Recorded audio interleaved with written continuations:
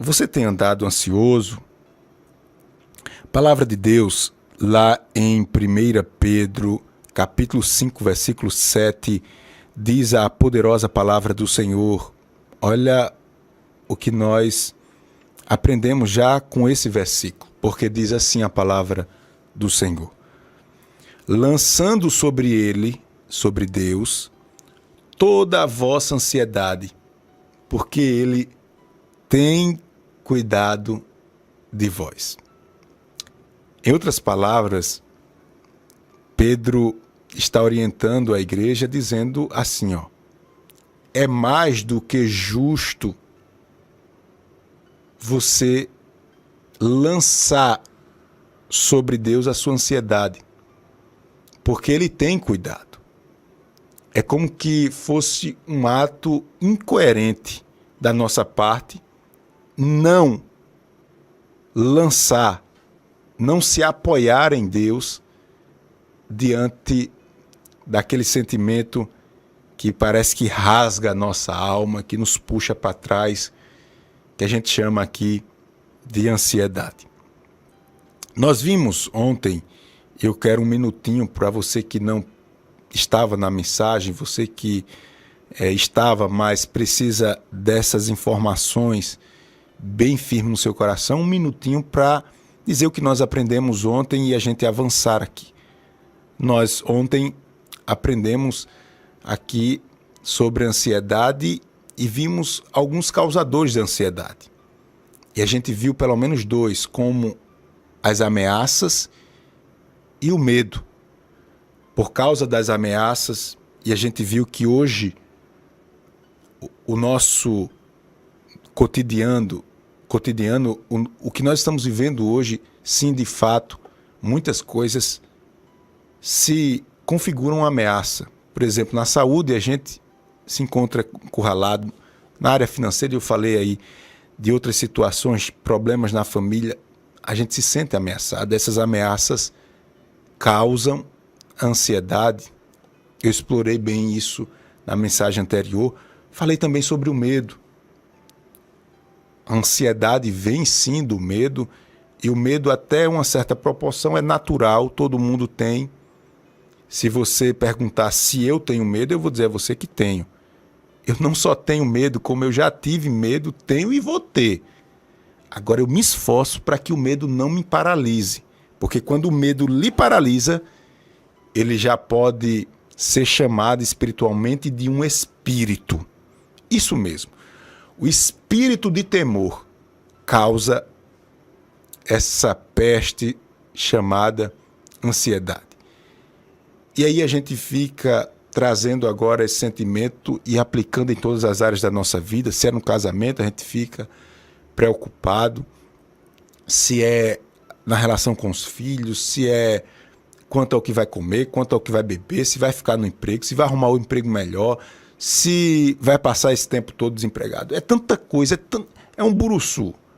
É um nó para desatar, é um problema. Você tem andado ansioso, você tem andado ansiosa? Pois bem, vamos avançar aqui, sabendo que a fontezinha da ansiedade, biblicamente falando, a gente poderia citar outras situações, mas o medo e as ameaças, sim, é uma fonte, é ali onde tem a origem, né, esse sentimento.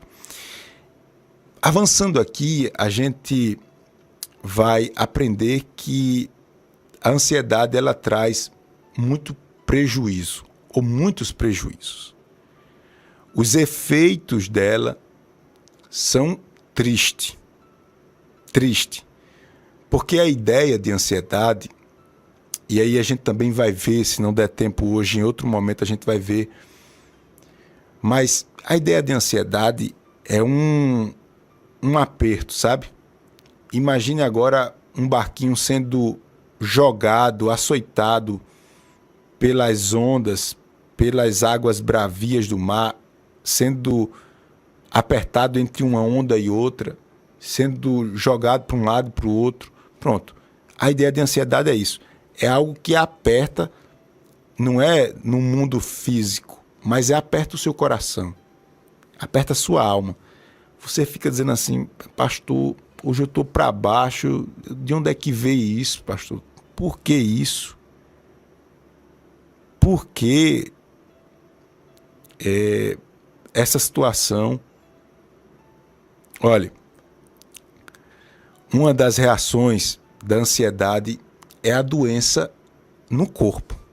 Veja bem, agora nós passamos da doença da alma e entramos agora nos efeitos do corpo. Eu estava, enquanto preparava essa mensagem, vendo inclusive um dado de outro pregador dizendo que mais de 50% das doenças são psicossomáticas. Isso quer dizer que são doenças que têm origem na alma e que afetam o seu corpo. A gente vai no médico e diz, doutor, veja aí, eu estou sentindo isso. É um calafrio, é falta de apetite, é muito apetite, é isso, é aquilo. E aí o médico passa um monte de exame e tal e tal. E quando vai ver, diz, olha, você não tem nada não. Você não tem nada não.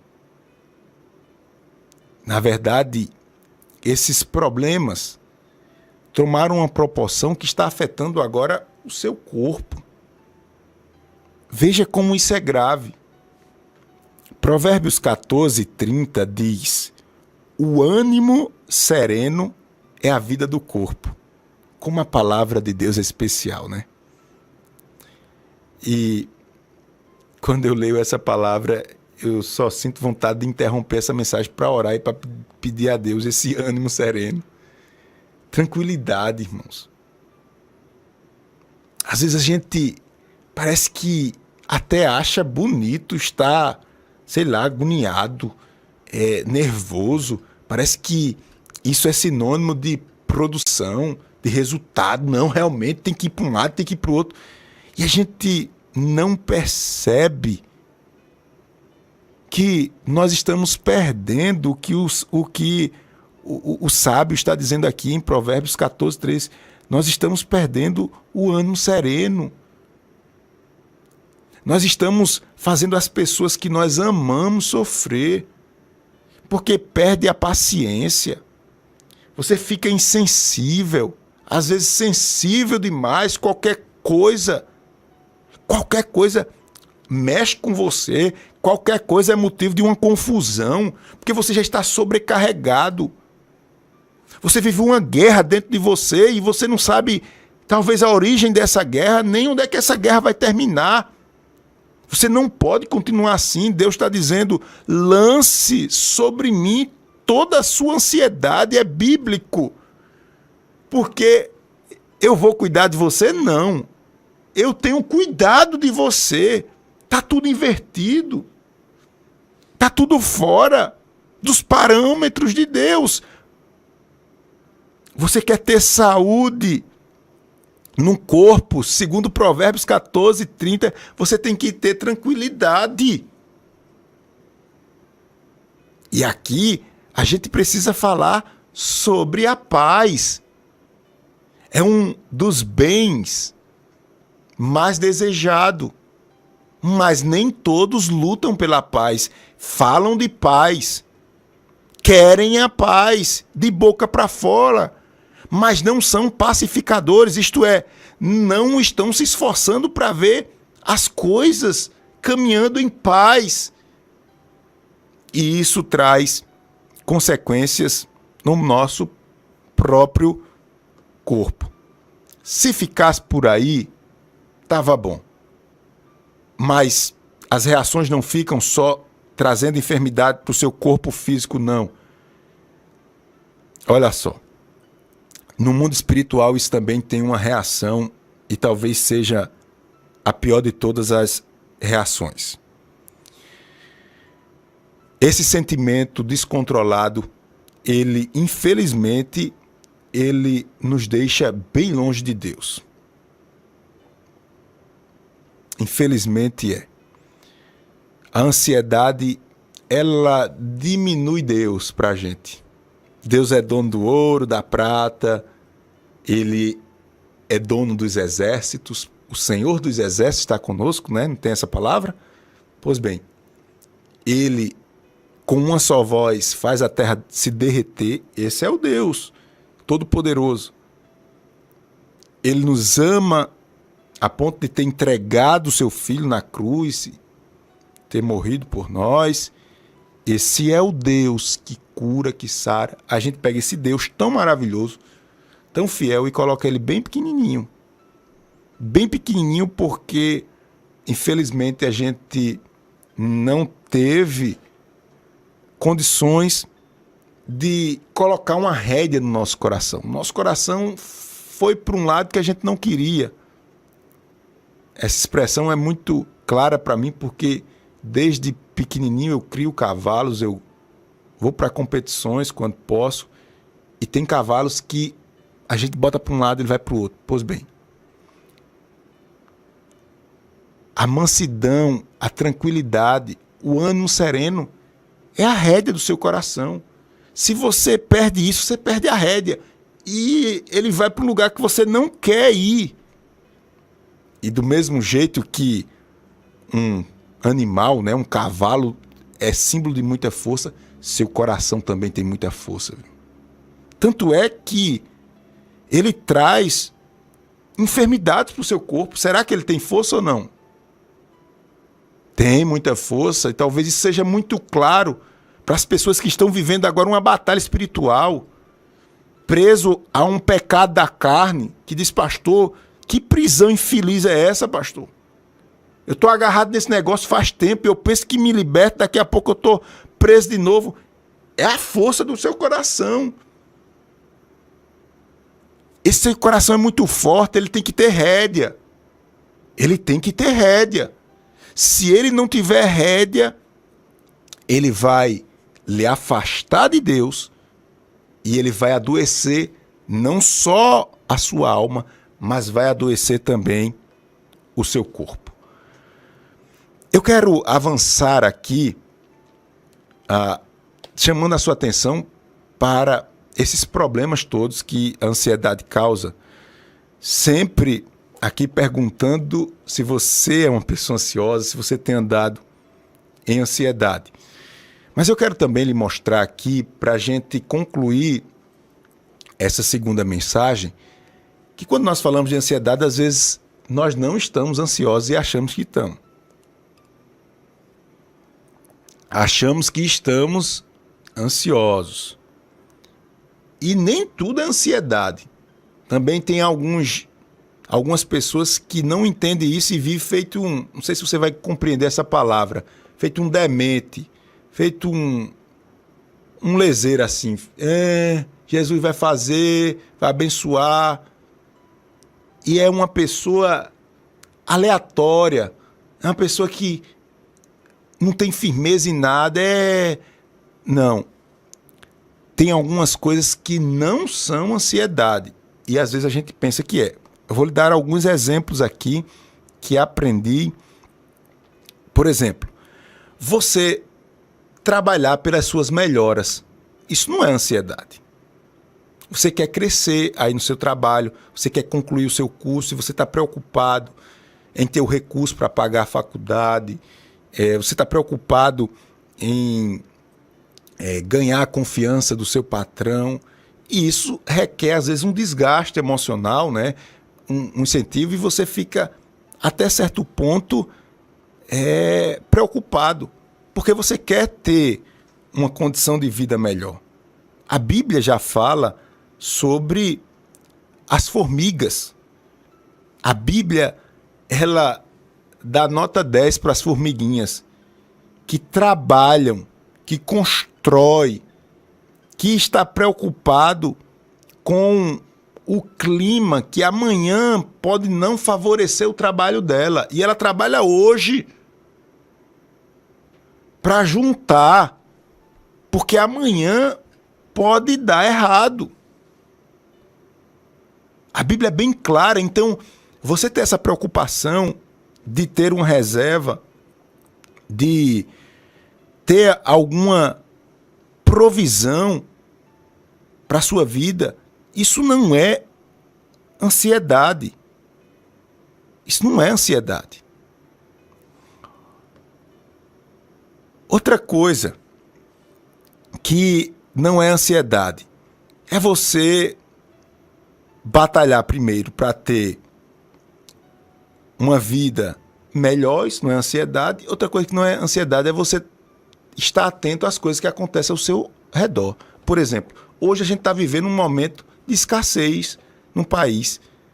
Mais da metade da população vive o que nós chamamos de insegurança alimentar. Come hoje, não vai saber se tem amanhã um alimento. Isso é muito sério diante de tudo que a gente está vivendo. Então, você está atento às dificuldades, está bem informado, está consumindo uma mídia que, de fato, fale a verdade e não mentira. Você procurar saber quais são as expectativas por pessoas honestas. Isso não é ansiedade. Você está procurando saber do que está acontecendo. Você está atento. Isso às vezes há sim um desgaste, há sim um, meu Deus, mas vai acontecer isso, vai, não vai, você vai, checa as coisas. Tem pessoas, irmãos, que não, pastor, Jesus vai providenciar, você é um irresponsável. A gente viver numa situação dessa, a irmã em casa, o pobre do marido trabalha feito um condenado para pagar as contas e tudo, com dinheiro apertado, chega em casa, as luzes tudo acesa. Chega em casa, não tem ninguém na sala, a televisão está ligada. Quando vai no armário, vê as coisas se estragando na geladeira porque a esposa não teve o cuidado de aproveitar aquele alimento. Sabe que tal item está mais caro, pode trocar, substituir por um momento outro item.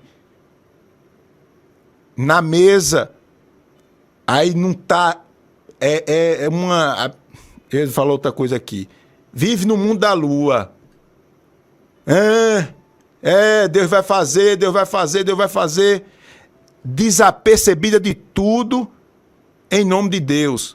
Deus não tem nada a ver com isso. Ah, pastor, eu não vou me preocupar não. Você tem que se preocupar. Você não pode deixar a preocupação lhe dominar, mas você precisa saber onde você está pisando, precisa se informar, precisa se esforçar para saber o que as coisas estão acontecendo e não deixar só nas costas do seu marido, não. Porque o pobre chega em casa cheio de pressão e ainda vê esse descaso. Esse descaso, essa falta de noção das coisas, em nome de viver uma vida tranquila. Isso tem nada de tranquilidade não, isso é irresponsabilidade. Então, eu vou deixar esses 2 pontos aqui. Você lutar para ter uma vida melhor, para estudar, para fazer um curso, para trabalhar, isso não é ansiedade, até porque a Bíblia diz, as formiguinhas tá tudo certinho com elas. A juntar, ter uma provisão, estar atento às coisas e os processos que estão acontecendo ao seu lado, isso também não é ansiedade. Você deve estar atento, você deve fazer o jogo para tentar escapar das crises. Amém, irmãos? Amanhã eu quero concluir, quem está me assistindo em outro momento, na parte 13 será a conclusão dessa mensagem e eu quero falar da parte mais importante, que é como você vencer